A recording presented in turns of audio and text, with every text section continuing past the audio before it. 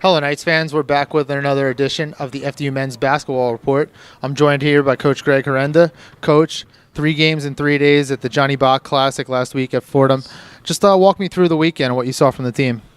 Number one, I feel like I'm a resident of the Bronx, the Bronx now. I know Webster Avenue and now Park Ave. I know all the shortcuts to get to Fordham. But no, for us, it was a great experience. We played.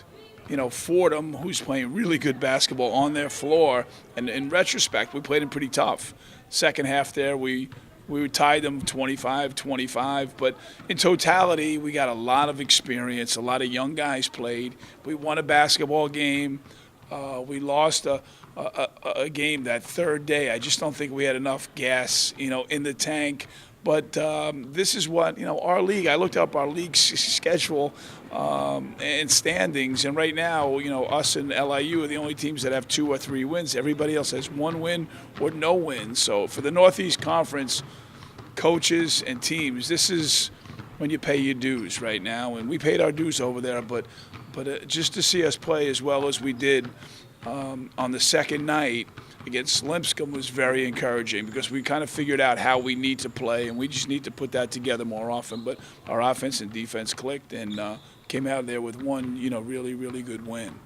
Yeah, you touched on the offense clicking, and especially that second half against Lipscomb. I mean, 79% from the floor. I mean, that's incredible. We couldn't find a stat from 2010 or present that was that high. So, and then you're talking about the balance of maybe coming out with the first half a little slower, down 1, and then exploding in the second half. What do you tell your team to try to get that 40 minutes of consistency? I just think it comes with time, Brian. With guys getting reps. Like we're playing a lot of different lineups, and now when we go to our bench, we're very young. So I think it takes time to get the team to offensively gel and defensively. So we've had a lot of lineups out there that we didn't intend on having out there, but that only makes you better. So I think our offense is coming. Even against St. Peter's, who's a really good defensive team, we shot over 50%.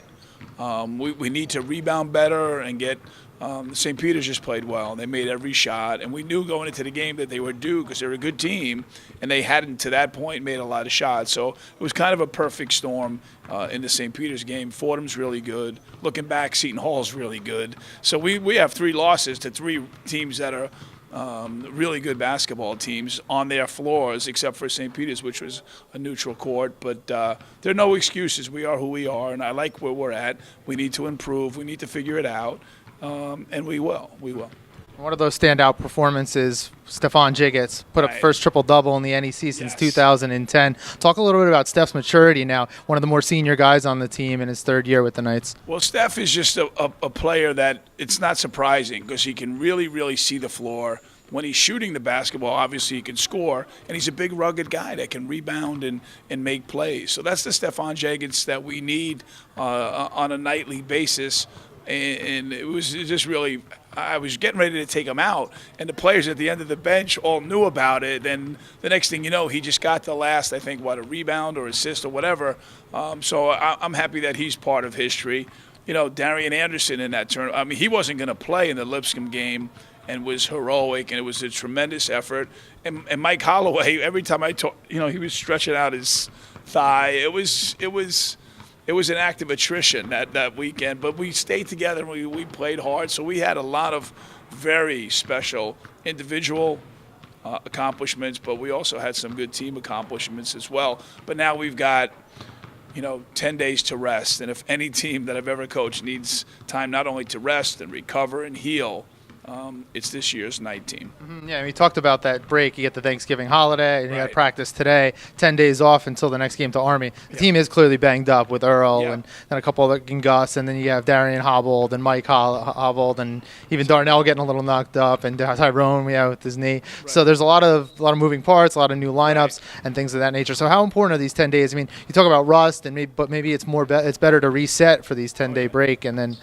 It's just really, and we've been going. We went to Montreal, in August, and then came right back in September. So we really haven't had a break. So this break here is just purely physical and mental and spiritual. You just need to there's a lot of pressure on college basketball student athletes. These guys went through their midterm exams, their They're students and they're athletes, and then they have families, and a lot of times you have no time for anything else. So now they have time to just go home, take a deep breath, enjoy their time with their families, be thankful for what they have, and come back on Saturday, and then we have 4 good, healthy practices to get ready to go up to Army.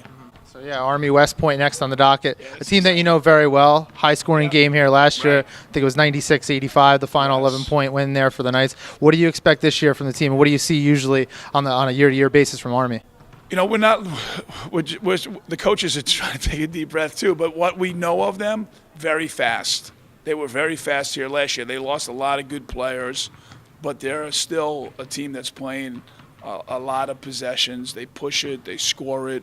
Obviously, it's Army. They play hard. But I think it's a great game for our fans just to come, and if we can make it up, it's not too far to get up to West Point and just see the tradition and to pay the respect for our servicemen, but also to play a good college basketball team in a really good arena, and it's not that far. So our schedule, we talked about it before, Brian, it's set up where we were in South Orange, we were in the Bronx, now we're in West Point. We'll be down at Rutgers not too long. So it's a good opportunity for our team, our fans. It's a good opportunity for us to get to 3-3, which would be a good thing before we get on a plane and go out to Ohio State. All right, yeah, thanks for your time today, Coach. Yes. Good luck at Army. Enjoy the holiday. I just want to wish everybody out there a happy Thanksgiving. Brian, don't eat too much turkey. Are you a turkey guy? I'm more of the side, sweet potato, stuffing. I like to get the sides. Not a huge turkey guy, but you got to balance. I'm a stuffing guy, and I'm like a one-plate guy. Then I fall asleep, and I'll get up and then go back to work, watch some more football. But hopefully you have a great Thanksgiving, travel safe, and so the same thing for our families and our friends and our fans out there. Yeah. Thanks, you too, Coach. Happy Thanksgiving. Happy Thanksgiving to our fans. The Knights are back in action next Wednesday, November 30th. They head up to Army West Point for a tough game, 7 p.m. against the Black Knights. For all information about the FDU men's basketball team, head to FDUKnights.com.